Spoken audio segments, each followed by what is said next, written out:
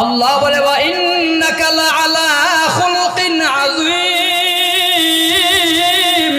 নিশ্চয় নবী আপনি হলেন আখলাকে আযীমা ওয়ালা, সর্বোত্তম চরিত্রের মালিক। ও নবী আপনার চরিত্র বড় ভালো, আপনার মতো ভালো চরিত্রের কেউ আর নাই। ওরা পাগল বলল আপনি কিছু কইেন না, ভদ্র মানুষ কথা কয় না, গালি দিলে চুপচাপ দাঁড়ায় থাকে, মারলেও উল্টা মারতে চায় না। নবী গো আপনার মতো ভদ্র আর কেউ নাই, আপনি হলেন খুলুকে আযীম বলা, সর্বোত্তম চরিত্রের মালিক।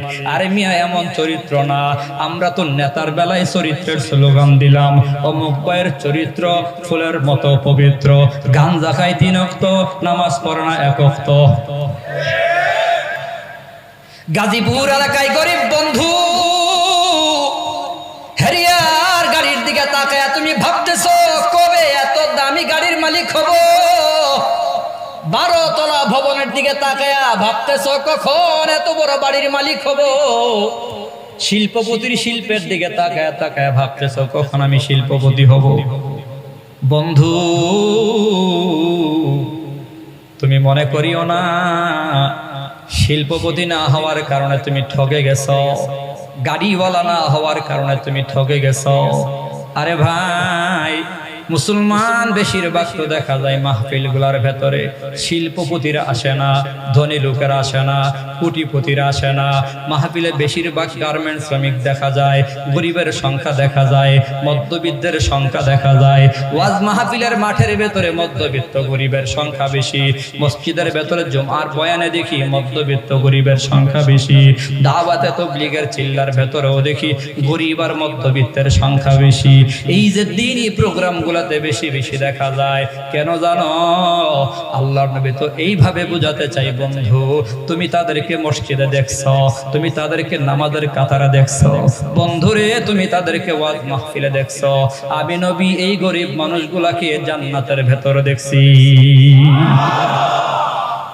কোনো টেনশন আছে আমাদের? টেনশন নেই।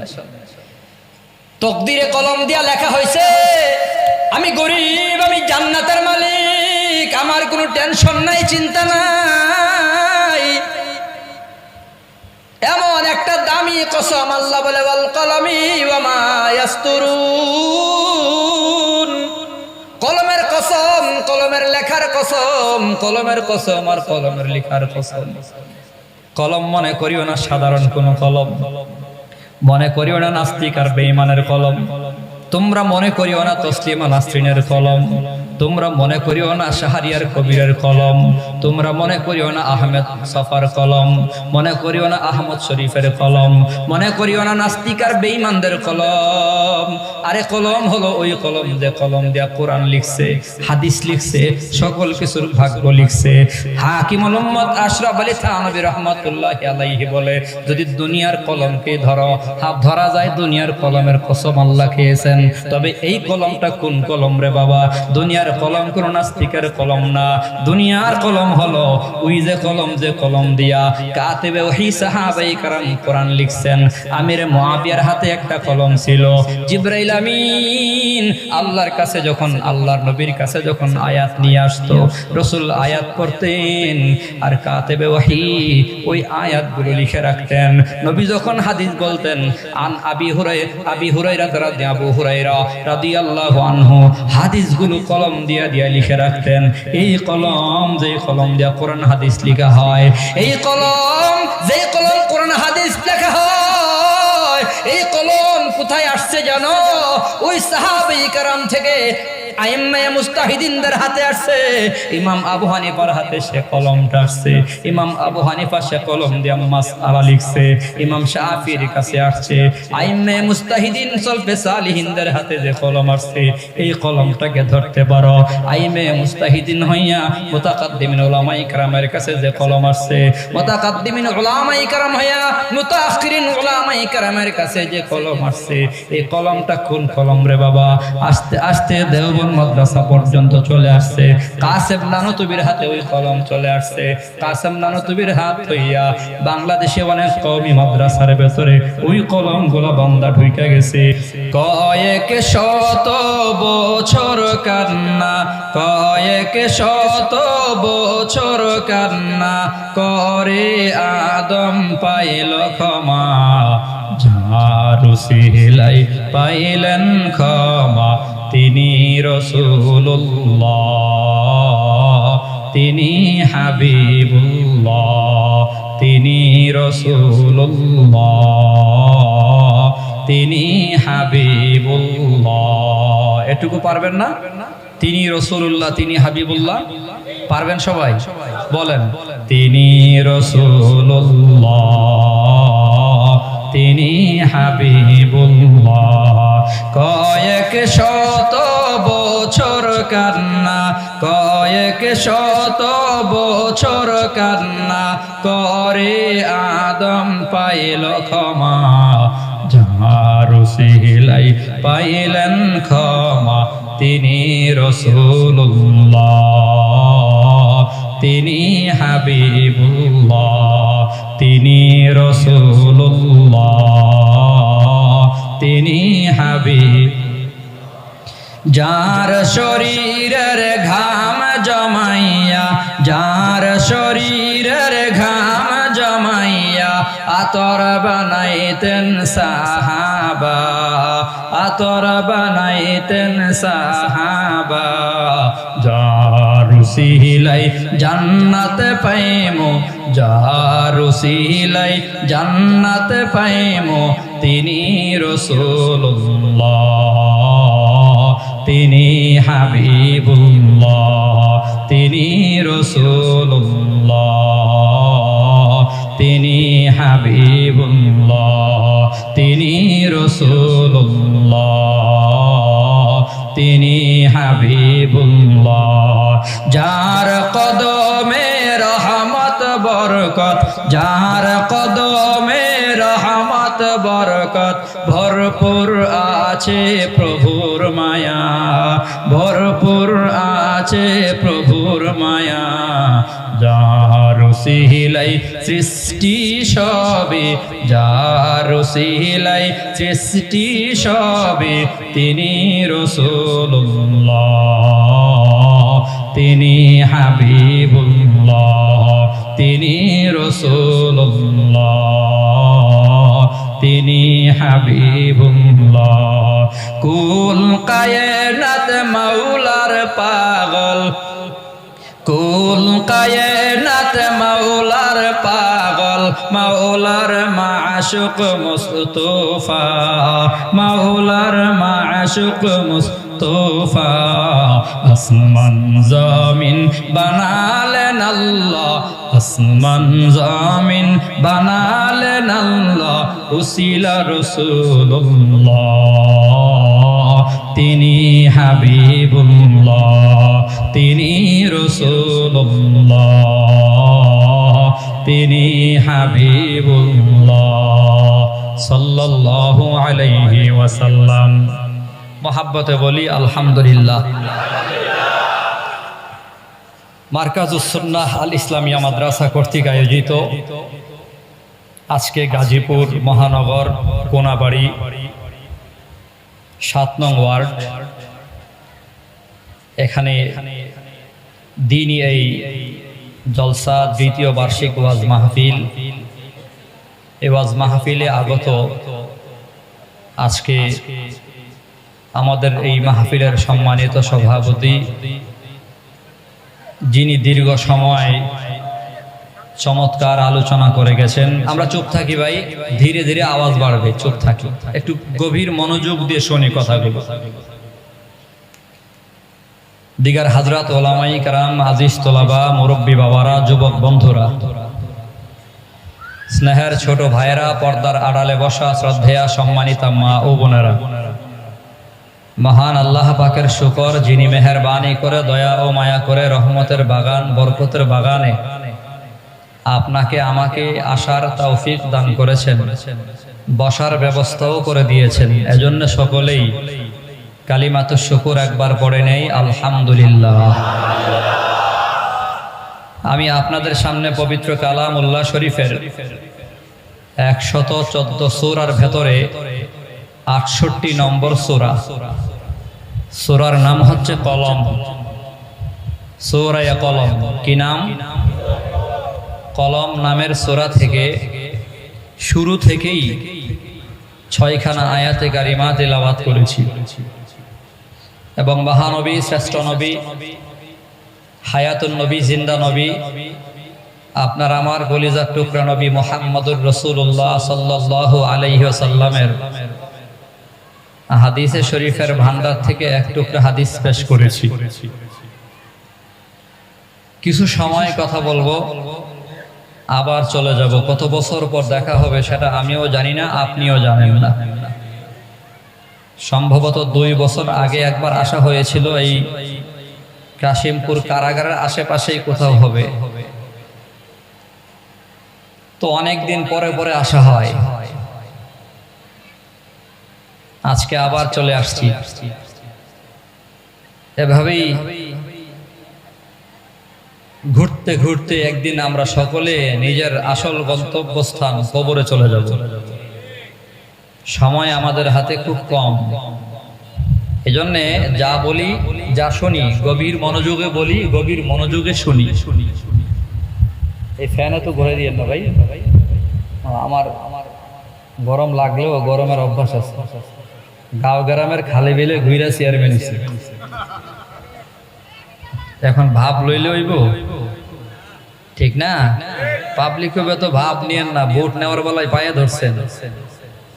আসলেই নির্বাচনে যারা প্রার্থী, এদের চিত্রটা এমনই হয়।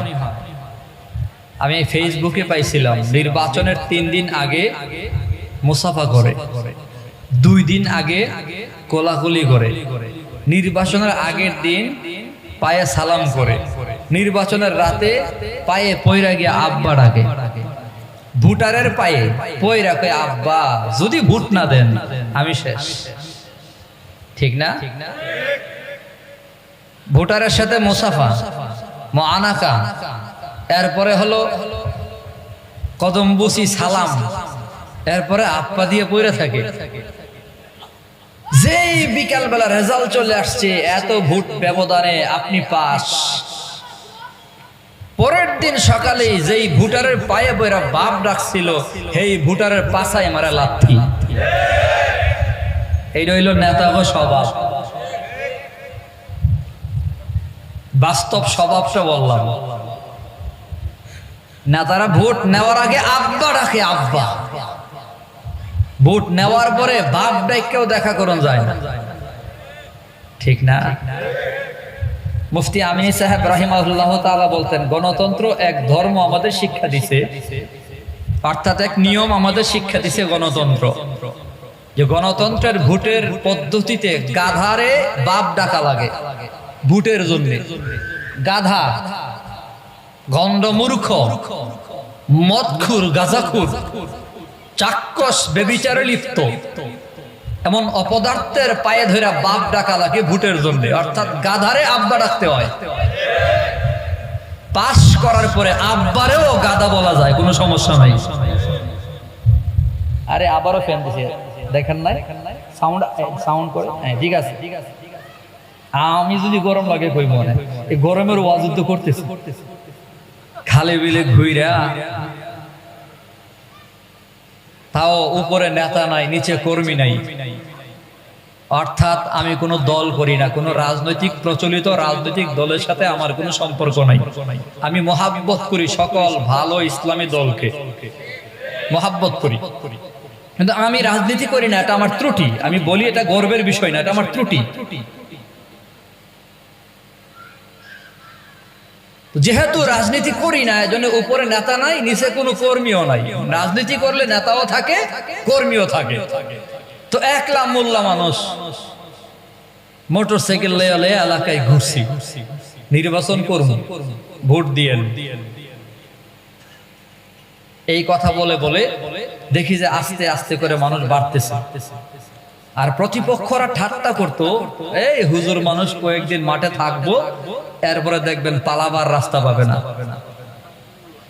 আমি আর মাঠ ছাড়ি নাই, শক্ত করে মাঠের ধরছি। দিন দিন মানুষ খালি বাড়ে বাড়ে বাড়ে বাড়ে, বাড়তে বাড়তে বাড়তে বাড়তে অবস্থা এমন হয়েছে, ওরা দুইজনে মিল্লা যত ভোট পাইছে, মোল্লা একাই এর চেয়ে বেশি ভোট পাইছে। অর্থাৎ সাধারণ মানুষ মোল্লাদেরকে মহাব্বত করে, ভালোবাসে, মোল্লাদেরকে বিশ্বাসও করে। এই সাধারণ মানুষ ইমাম সাহেবকে এখনো বিশ্বাস করে।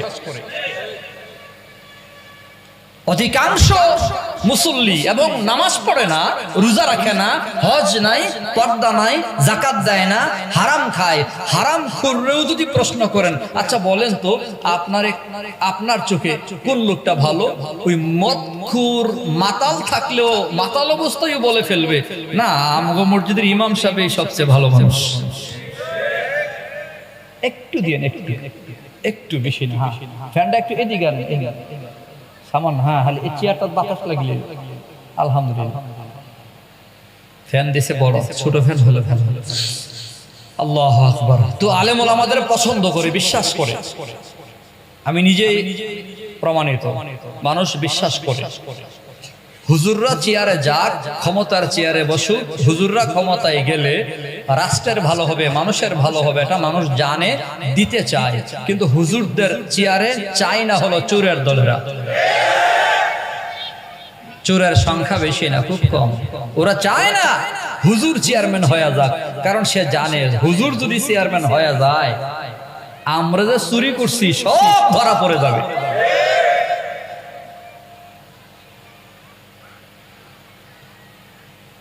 আল্লাহ আমাদের বোঝার তৌফিক দেন, সকলে বলে আমিন। তো বলতেছিলাম যে সূরাত থেকে তেলাওয়াত করেছি, সূরার নাম হচ্ছে সূরায়ে কলম। কি নাম?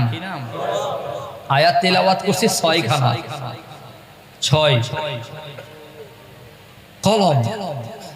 চিন্তা করছেন, কলম দিয়ে আমরা কি করি? সবাই দিয়ে কয় না, কলমের কাজ হলো লিখা। আল্লাহ রাব্বুল আলামিন কলমের কসম খাইছেন।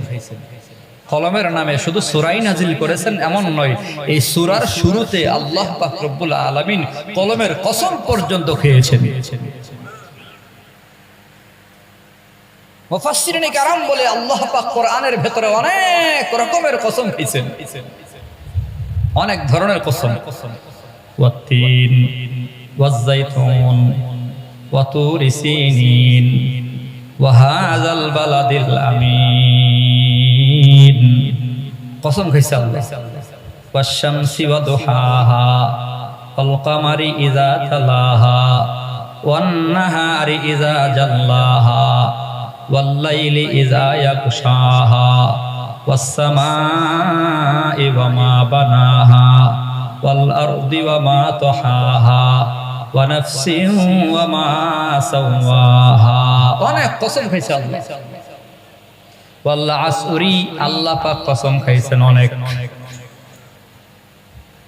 কোরআন শরীফে মুফাসসিরিনে কেরাম বলে আল্লাহ যত কসম খাইছেন, কথা মনোযোগ দিয়ে শুনেন, যত ধরনের যত রকমের কসম খাইছেন, এর ভেতরে সবচেয়ে দামি কসম হলো সূরায়ে কলমের কসম। সবচেয়ে বেশি দামি কসম। দামি কসম আল্লাহ কেন খাইলেন? জবাবে মুফাসসিরিনে কেরাম বলে খাওয়ার অর্থ হলো, মানে হলো, এই সূরার ভেতরে, এই 6 আয়াতের ভেতরে আল্লাহ পাক রব্বুল আলামিন সবচেয়ে বেশি দামি নবীর চরিত্রের সার্টিফিকেট বয়ান করেছেন। সার্টিফিকেট যত দামি হয় তার মনোগ্রাম তত দামি হয়।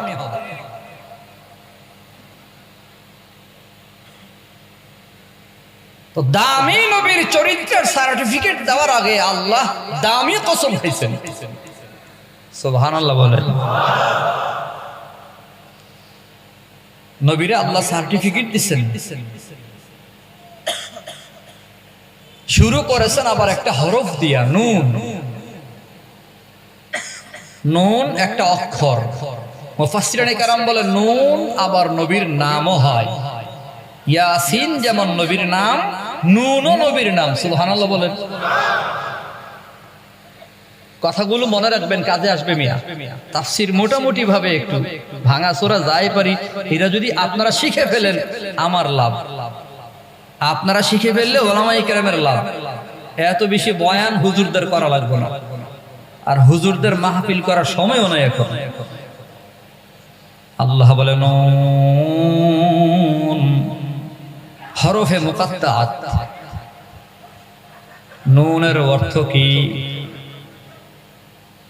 মুফাসসিরিনে কেরাম বলে নুনের অর্থ আমরা জানি না। আমার যদি কেউ বলে হুজুর বলেন নুনের অর্থ কি, বলাই লাগবে। কারণ মোবাইলের ভেতরে শুনছি অমুক হুজুর বলছে, কোরআন শরীফের অর্থ না জানি না তেলাওয়াত করলে কোনো লাভ নাই। এখন নুনের অর্থ জানি না, তিলাওয়াত করলেও কোনো লাভ হবে না। অতএব হুজুর বলে যান নুনের অর্থ কি? কি প্রশ্ন ঠিক আছে? মোবাইলের ভেতরে শুনেছি অমুক শায়েখ হুজুর বলেছে, কোরআন শরীফের অর্থ না জানলে তিলাওয়াত করে কোনো লাভ নাই। হুজুর আপনি যদি বলেন নুনের অর্থ আপনি জানেন না, তাহলে নুনের অর্থ আমরা শিখবো কোথায়, জানবো কোথায়, তেলাওয়াত করব, সওয়াব পাবো না। আমার জবাব শুনেন, নুনের অর্থ জানি না কেন? কারণ আমার উস্তাদও জানে না। আমি পড়াশোনা করেছি মুফতি আজম মুফতি নুরুল্লাহ রাহিমাহুল্লাহ তাআলার কাছে। আল্লামা সিরাজুল ইসলাম বড় হুজুর রাহিমাহুল্লাহ তাআলার কাছে পড়েছি। ওনারা পড়েছেন ফখরে বাঙ্গাল তাজুল ইসলাম রহমাতুল্লাহি আলাইহির কাছে। আমার উস্তাদ বলেছেন আমিও নুনের অর্থ জানি না, কারণ আমার উস্তাদ ফখরে বাঙ্গালও জানে না। আমার উস্তাদ নুরুল্লাহ বলে আমি হুসাইন আহমদ মদনীর কাছে পড়েছি, হুসাইন আহমদ মদনীও নুনের অর্থ জানে না। নুনের অর্থ হুসাইন আহমদ মদনী বলে আমার উস্তাদও জানে না। এইভাবে যদি প্রশ্ন করে করে ইমাম শাফিঈ পর্যন্ত যাওয়া হয়, ইমাম শাফিঈ বলে নুনের অর্থ জানি না, ইমাম আহমদ ইবনে হাম্বল বলে নুনের অর্থ জানি না, ইমাম মালিক বলে নুনের অর্থ জানি না, ইমাম আবু হানিফা বলে নুনের অর্থ জানি না, আইম্মায়ে মুস্তাহিদিনের কেউ নুনের অর্থ জানে না। যদি প্রশ্ন করা হয় সাহাবায়ে কেরামের কাছে, কোন একজন সাহাবীও এই কথা বলে না নুনের অর্থ জানি। আলী জানে না, আবু বকর ওমর উসমান আলীও জানে না। মুসলমান কেন? আল্লাহর নবী নিজেই বলেছেন আল্লাহু আ'লামু বিমুরাদিহি। আল্লাহর নবী যেখানে নিজে বলেছেন নুনের অর্থ জানেন শুধু আল্লাহ। জোরে বলেন নুনের অর্থ কে জানে? একমাত্র আল্লাহ জানে। এজন্য কেউ জানে না। তাহলে বোঝা গেল নুনের অর্থ না জানলেও পড়লে সওয়াব আছে, হাদিস দ্বারা প্রমাণিত। একটা হরফ যদি কেউ তিলাওয়াত করে তার আমল নামায় 10 নেকি জমা লেখা হয়। নুন অর্থ জানেন কে? জোরে কোন কে? সবাই বলেন কে? আয় আওয়াজ দিয়া বলেন কে? গাজীপুরে আল্লাহ বলা কি নিষেধ আছে? তাহলে জোরে বলেন আল্লাহু আকবার। আর জোরে আল্লাহু আকবার, আল্লাহু আকবার। নিষেধ নাই তো? নিষেধ করলেও আমাদের আওয়াজ কমবে না, বরং বাড়বে। ইন্নাল্লাযীনা ক্বালু রাব্বুনাল্লাহ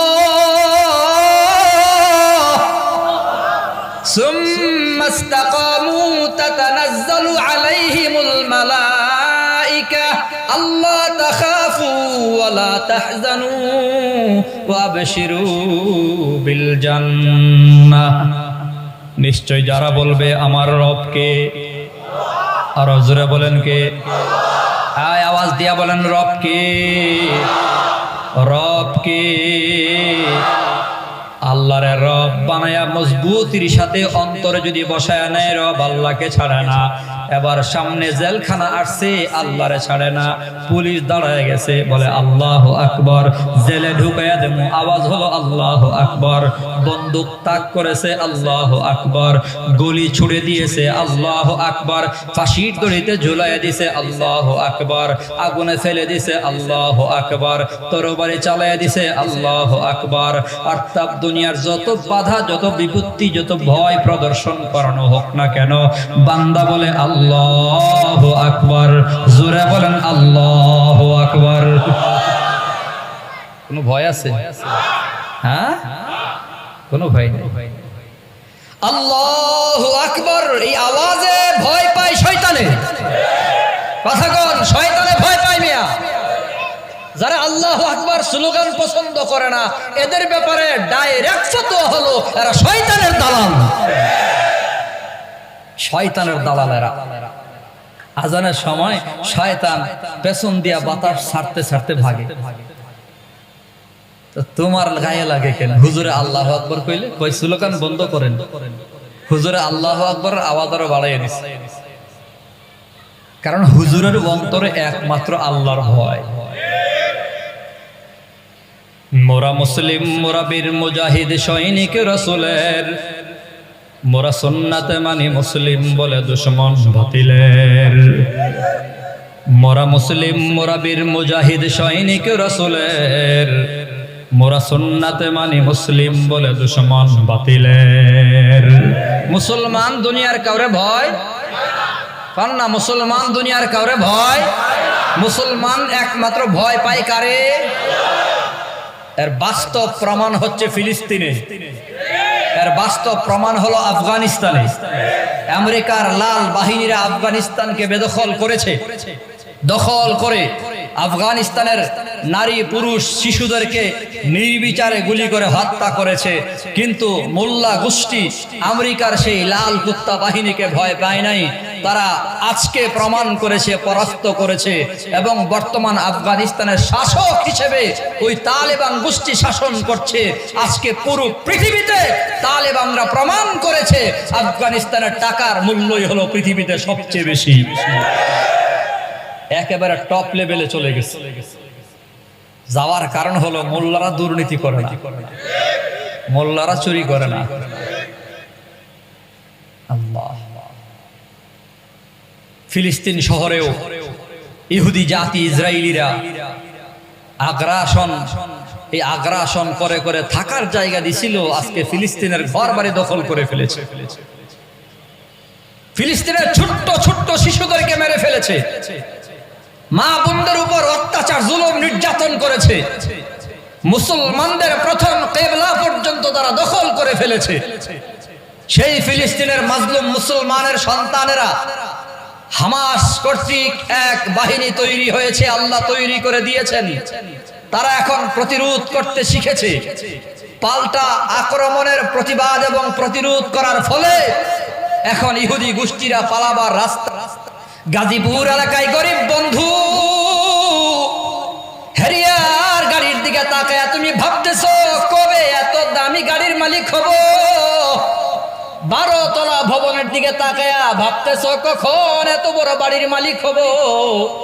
শিল্পপতির শিল্পের দিকে তাকায়া তাকায়া ভাবতেছো কখন আমি শিল্পপতি হব? বন্ধু, তুমি মনে করিও না শিল্পপতি না হওয়ার কারণে তুমি ঠকে গেছো, গাড়িওয়ালা না হওয়ার কারণে তুমি ঠকে গেছো। আরে ভাই, মুসলমান বেশিরভাগ তো দেখা যায় মাহফিল গুলার ভেতরে শিল্পপতিরা আসে না, ধনী লোকেরা আসে না, কোটিপতিরা আসে না। মাহফিলে বেশিরভাগ গার্মেন্ট শ্রমিক দেখা যায়, গরিবের সংখ্যা দেখা যায়, মধ্যবিত্তের সংখ্যা দেখা যায়। ওয়াজ মাহফিলের মাঠের ভেতরে মধ্যবিত্ত গরিবের সংখ্যা বেশি। মসজিদের ভেতরে জুমার বয়ানে দেখি মধ্যবিত্ত গরিবের সংখ্যা বেশি। দাওয়াতে তাবলীগের চিল্লার ভেতরেও দেখি গরিব আর মধ্যবিত্তের সংখ্যা বেশি। এই যে দ্বীনি প্রোগ্রামগুলো গুলাতে বেশি বেশি দেখা যায়। কেন জানো? আল্লাহর নবী তো এইভাবে বুঝাতে চাই, বন্ধু তুমি তাদেরকে মসজিদে দেখছো, তুমি তাদেরকে নামাজের কাতারে দেখছো, বন্ধুরে তুমি তাদেরকে ওয়াজ মাহফিলে দেখছো, আমি নবী এই গরিব মানুষগুলাকে জান্নাতের ভেতরে দেখছি। কোনো টেনশন আছে আমাদের? টেনশন নেই। তকদিরে কলম দিয়া লেখা হয়েছে আমি গরিব, আমি জান্নাতের মালিক, আমার কোনো টেনশন নাই, চিন্তা নাই। এমন একটা দামি কসম আল্লাহ বলে ওয়াল কলমি ওয়া মা ইয়াসতুরুন, কলমের কসম, কলমের লেখার কসম, কলমের কসম আর কলমের লেখার কসম। কলম মনে করিও না সাধারণ কোন কলম, মনে করিও না নাস্তিক আর বেঈমানের কলম, তোমরা মনে করিও না তসলিমা নাসরিনের কলম, তোমরা মনে করিও না শাহরিয়ার কবিরের কলম, তোমরা মনে করিও না আহমেদ সফার কলম, মনে করিও না আহমদ শরীফের কলম, মনে করিও না নাস্তিক আর বেঈমানদের কলম। আরে কলম হলো ওই কলম যে কলম দিয়া কোরআন লিখছে, হাদিস লিখছে, সকল কিছুর ভাগ্য লিখছে। হাকিমুল উম্মত আশরাফ আলী থানভী রাহমাতুল্লাহি আলাইহি বলে, যদি দুনিয়ার কলমকে ধরা যায়, দুনিয়ার কলমের কসম আল্লাহ খেয়েছেন। তবে এই কলমটা কোন কলম রে বাবা? দুনিয়ার কলম কোন নাস্তিকের কলম না, দুনিয়ার কলম হলো ওই যে কলম, যে কলম দিয়া কাতিবে ওহী সাহাবায়ে কেরাম কোরআন লিখছেন। আমির মুআবিয়ার হাতে একটা কলম ছিল। জিবরাইল আমিন আল্লাহর কাছে যখন, আল্লাহর নবীর কাছে যখন আয়াত নিয়ে আসতো, রাসূল আয়াত পড়তেন আর কাতিবে ওহী ওই আয়াতগুলো লিখে রাখতেন।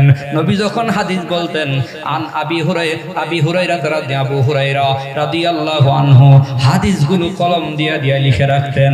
এই কলম, যে কলম দিয়া কোরআন হাদিস লেখা হয়, এই কলম, যে কলম কোরআন হাদিস লেখা হয়, এই কলম কোথায় আসছে জানো? ওই সাহাবায়ে কেরাম থেকে আইম্মায়ে মুস্তাহিদিনদের হাতে আসছে। ইমাম আবু হানিফার হাতে সে কলমটা আসছে। ইমাম আবু হানিফা সে কলম দিয়ে মাসআলা লিখছে। ইমাম শাফিঈর কাছে আসছে। আইম্মায়ে মুস্তাহিদিন সলফে সালিহিনদের হাতে যে কলম আসছে, এই কলমটাকে ধরতে পারো। আইম্মায়ে মুস্তাহিদিন হইয়া মুতাকাদ্দিমিন উলামায়ে কেরামের কাছে যে কলম আসছে, মুতাকাদ্দিমিন উলামায়ে কেরাম হইয়া মুতাআখিরিন উলামায়ে কেরামের কাছে যে কলম আসছে, এই কলমটা কোন কলম রে বাবা? আস্তে আস্তে দেওবন্দ মাদ্রাসা পর্যন্ত চলে আসছে। কাসেম নানতুবির হাতে ওই কলম চলে আসছে। কাসেম নানতুবির হাত হইয়া বাংলাদেশে অনেক কওমি মাদ্রাসার ভেতরে ওই কলমগুলো বান্দা ঢুকে গেছে।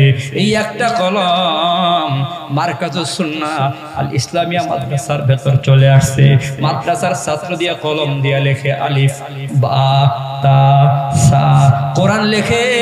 যেই কলম দিয়া লাউহে মাহফুজে কলম দিয়া আর কোরআন লেখা হয়েছে, ওই কলম দিয়া মাদ্রাসার ভেতরে গাজীপুরে লেখা হয়। এই কলমের কসম আল্লাহ পাক খেয়েছেন।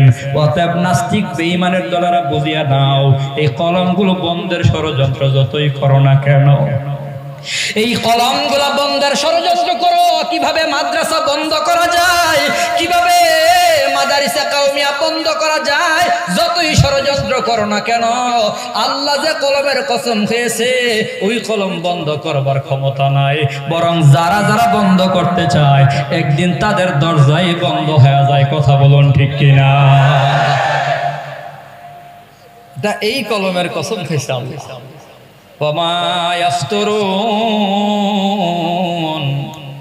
কলম দিয়া যা লিখছে, লেখাগুলো কম দামি নাকি বেশি দামি? জোরে কন, আরো জোরে কন মিয়া। ওই লেখার কসম মুফাসসিরিনে কারাম বলে, ওই এই দামি দুই কসম সবচেয়ে বেশি দামি। দামি কসম আল্লাহ পাক কেন খেয়েছে জানো? কই নবী দামি, দামি নবীর সার্টিফিকেট আল্লাহ বয়ান করবে বলে দামি কসম আল্লাহ খেয়েছেন। দুইটা দামি কসম খেয়ে নবীরা ডাক দিয়া কয়, মা আনতা বিনিয়ামাতি রাব্বিকা বিমাজনুন। ও নবী, আপনি পাগল না। আল্লাহর নিয়ামতে, আল্লাহর অনুগ্রহে আপনি পাগল না। জোরে কোন সুবহানাল্লাহ। আল্লাহ দুইটা দামি কসম খেয়ে বলতেছে, নবী আপনি পাগল না। নবী আপনি কি না? কেন বলছে? আবু জাহাল নবীরে পাগল কয়, উতবা নবীরে পাগল কয়, সাইবা নবীরে পাগল কয়, আবু লাহাব নবীরে পাগল কয়। আজকেও একদল মুসলমান নামের মুনাফিক বেঈমান আছে, টুপিওয়ালা মৌলানা মৌলবী দেখলেই পাগল কয়। কয়নি? হুজুররা দেখলেই কয় কাঠমুল্লা, টুপিওয়ালারা দেখলে এগুলো পাগল, কিছু বুঝে না, আধুনিক কথা বুঝে না, মধ্য যুগের কথা কয়, বিজ্ঞান বুঝে না, পাগল কয় হুজুররা। আমরা বুঝছি এই মানুষগুলোর কাছে নবী আসলে নবীরও পাগল কইতো। কেন? এদের বাপ দাদারাও নবীর দীক্ষা পাগল কইতো। এজন্যই বলি, আরে নবীর যুগে আবু জাহাল নবীরে পাগল কইছে, আবু লাহাব পাগল বলছে, উতবা সাইবা পাগল কইছে। আজকে নবী নাই, নবীর ওয়ারিস হিসেবে ওলামায়ে কেরাম আছে, নবীর স্থলাভিষিক্ত হিসেবে ওলামায়ে কেরাম আছে। ওলামায়ে কেরামদেরকে যারা পাগল বলে তারা হলো ডিজিটাল যুগের স্মার্ট বাংলাদেশের আবু লাহাব, আবু জাহাল, উতবা সাইবা, তাদের বংশধর, তাদের নাতি আর পুতি। কথা বলুন ঠিক কিনা? আমরা পাল্টা কোনো জবাব দেওয়ার দরকার নাই, আমরা বুঝা লাইছি তোমার বাপ আছেন আবু জাহাল, তোমার কথা হইব আবু জাহালের মতো। আর আমরা নবী আছিল মুহাম্মদুর রাসূলুল্লাহ, যেই নবীর ব্যাপারে আল্লাহ বলছে নবী পাগল না। সুবহানাল্লাহ। কি অসুবিধা হচ্ছে আপনাদের? একটা গল্প বলি। গল্প হলো, হজের সময় হয়ে গেছে,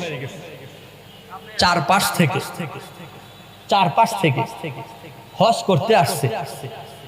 হজে গেছেন না আপনারা? অনেকেই তো গেছেন। আল্লাহ পাক আমারে দুইবার নিছে। 2015 সালে গেছি, 2017 সালে আব্বা আম্মারে নিয়ে গেছি। আল্লাহ পাকের ফজল করম, দুইবারের একবারও টাকা লাগে নাই। আলহামদুলিল্লাহ। গনমিয়া বেশি আশ্চর্য হয়ে গেল যে আর ফ্রি হজ না করতারি, বরকত দিবেন। যেই গাছে পেঁপে বেশি হয়, ফল বেশি হয়, ওই গাছ দেখলে কোয়া লাগে আলহামদুলিল্লাহ, ঠিক না? যাতে আরো ফল কমে না বাড়ে, ফিরি যেন হজ করতে পারি। না না, আমার ইচ্ছা ছিল না, কিন্তু আল্লাহ ফাইসালা করেছেন। 17 সালে যাওয়ার বেলায় খুব চেষ্টা করছি যে আমি টাকা দেবো, যেহেতু আমি আমার আব্বা আম্মাকে নিয়ে যাব। যিনি আমাকে হজ করিয়েছেন ওনার পরিচয়টা দিলাম না, সওয়াব উনি পাবেন। একেবারে সর্বোচ্চ লেভেলের একজন লোক, প্রধানমন্ত্রীর এলাকার, এটুকু বললাম শুধু। ওনার কথা হলো, ভাই যেহেতু আপনি নিয়ত করেছেন আপনি আপনার আব্বা আম্মাকে হজ করাবেন, আব্বা আম্মার টাকা আপনি দেবেন, আপনার টাকা আমি দেব। ঠিক আছে, আপনি যদি চাইছেন কি করুন। তো কাবাগরের একটু পাশেই হলুদ একটা দোতলা ঘর আছে আবু জাহালের বাড়ির পাশে। আবু জাহালের বাড়ি আর এখন আবু জাহালের নাই, এটা এখন বাথরুম হয়ে গেছে। কি হয়ে গেছে? এক বুড়া হাজি সাহেব তো পাগল হয়ে গেছে, বাথরুম করবো, আবু জাহালের বাড়ি কই জিগায়। এক হুজুরের বয়ান থেকে শুনলাম ঘটনা। কি আবু জাহালের বাড়িতে কেন যাইবেন? কয় আবু জাহাল আমার নবীরে যেই কষ্ট দেওয়ার দিছে, হের বাড়িতে না আগলে আমার দিল ঠান্ডা হইতো না। আল্লাহু আকবার বলেন। আল্লাহু আকবার। কথা লম্বা হয়ে যাচ্ছে। চারপাশ থেকে ওই যুগে হজ করতে আসছে, তখন মক্কার নেতা হলো আবু জাহাল। চারপাশে আবু জাহাল, আবু লাহাব, উতবা সাইবা গেইটে গেইটে দাঁড়াইছে। একটাই ঘোষণা, এই যে যেখান থেকে যেদিক থেকে হজে আসছো হজ করবা, ভালো কথা। কাবাগর তওয়াফ করে চলে যাবা, বলেও ওই ঘরটার দিকে যাবা না, কারণ ওই ঘরে একটা পাগল আছে। নাউজুবিল্লাহ জোরে কর। যারা হজ করতে আইছে এরা কানে কানে মুখ লাগায় একজন আরেকজনকে কয়, কি রে আবু জাহালের মতো নেতা যারে পাগল কয়, উতবা সাইবার মতো নেতা যারে পাগল কয়, আবু লাহাবের মতো নেতা যারে পাগল কয়, এই পাগল সুড়ু খাড়ো কোনো পাগল না রে। এ পাগল বড় পাগল, হজ কর্ম পরে পাগল দেখবো আগে। আকর্ষণ কম সানা বাড়ছে, জোরে কন। ধীরে ধীরে আমার নবীর কাছে গিয়া সব হাজির। মান আনতা, আপনি কে? রাসূল বলে, আনা মুহাম্মদ ইবনু আব্দুল্লাহ, আমি হলাম আব্দুল্লাহর ছেলে মুহাম্মদ। সূরা কোন সুবহানাল্লাহ। আগে মাওলানা নাই, মুফতি নাই, শাইখ নাই, আল্লাহ বানাই, কুতুবে সুবহানিও নাই, আরিফে রব্বানিও নাই, সারা শরীরে খাউজানিও নাই।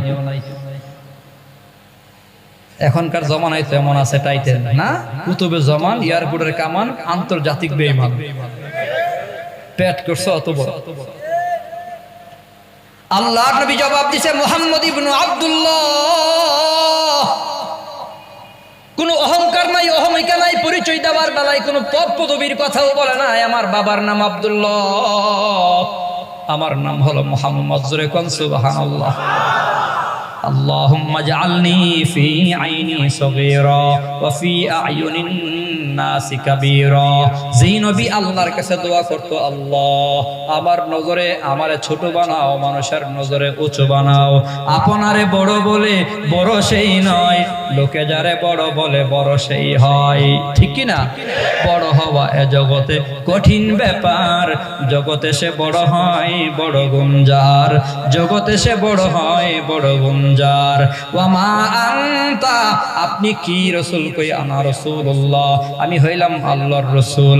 রাসূল হলে কিতাব আসবার কথা। কি কিতাব আসছে? ধরে নেন, আল্লাহর নবী কোরআন থেকে একটা সিরাতুস সূরা তেলাওয়াত করেছে। নবী আবার কোরআন তেলাওয়াত যখন শুরু করেছে, কাফের বেঈমান একজন আরেকজনের কানে মুখ লাগায়া কয়, এত সুন্দর করে যে তেলাওয়াত করে, ব্যতিক্রম কথা যে বলে, যার শব্দ চয়নে কোনো ভুল নাই, বাক্য ঘটনে কোনো ভুল নাই, এত সুন্দর সুন্দর করে যে কথাগুলো বলতেছে, জীবনে এমন কথা আর শুনি নাই। এই কথাগুলো আসমানি কথা, কোনো সন্দেহ নাই। আরে ওই পাগলের দলে নাই, ওগো নবী কালিমা পড়ে মুসলমান বানায়া দেন। আল্লাহর নবীর দরবারে মুসলমান বাইরে গেছে। দুনিয়ার পাগলরা, তোমরা যতই নবীরে পাগল বলো, আল্লাহ বলে নুন, ও নবী ওয়াল কালামি ওয়া মা ইয়াসতুরুন, দামি কলমের কসম, দামি লেখার কসম, মা আনতা বিনিআমাতি রাব্বিকা বিমাজনুন। আল্লাহ পাকের অনুগ্রহে আপনি পাগল না, আপনি পাগল না। ওয়া ইন্না লাকা লা আজরান গায়রা মামনুন। নবী গো, আপনার জন্য অশেষ পুরস্কার আছে, যে দামি সার্টিফিকেট আল্লাহ বয়ান করেছেন এতগুলো কথা কয়া। এখন দামি সার্টিফিকেট 4 নম্বর আয়াতে আল্লাহ বলে, দামি কসম খায়া অনেক কথা বইলা আল্লাহ আবার সার্টিফিকেট নবীর বয়ান করতেছেন। নবী, কাফের বেঈমানরা আপনার ব্যাপারে যাই বলুক না কেন, কাহেন বলবে, জাদুকর বলবে, পথভ্রষ্ট বলবে, পাগল বলবে, কিন্তু আমি আল্লাহ কি বলি শুনেন। আল্লাহ কয়, বা ইন্নাকা লা আলা খুলুকিন আযীম। জোরে কোন আল্লাহু আকবার। আল্লাহ বলে, ওয়া ইন্নাকা লা আলা খুলুকিন আযীম। নিশ্চয় নবী আপনি হলেন আখলাকে আযীমা ওয়ালা, সর্বোত্তম চরিত্রের মালিক। ও নবী, আপনার চরিত্র বড় ভালো, আপনার মতো ভালো চরিত্রের কেউ আর নাই। ওরা পাগল বলল, আপনি কিছু কয়েন না। ভদ্র মানুষ কথা কয় না, গালি দিলে চুপচাপ দাঁড়ায় থাকে, মারলেও উল্টা মারতে চায় না। নবী গো, আপনার মতো ভদ্র আর কেউ নাই। আপনি হলেন খুলুকে আযীম বলা, সর্বোত্তম চরিত্রের মালিক। আরে মিয়া, এমন চরিত্র না, আমরা তো নেতার বেলায় চরিত্রের স্লোগান দিলাম, অমুক ভাইয়ের চরিত্র ফুলের মতো পবিত্র, গাঞ্জা খায় 3 ওয়াক্ত, নামাজ পড়ে না 1 ওয়াক্ত। আসেনি এমন নেতা? ফুলের মতো পবিত্র কয় কেন?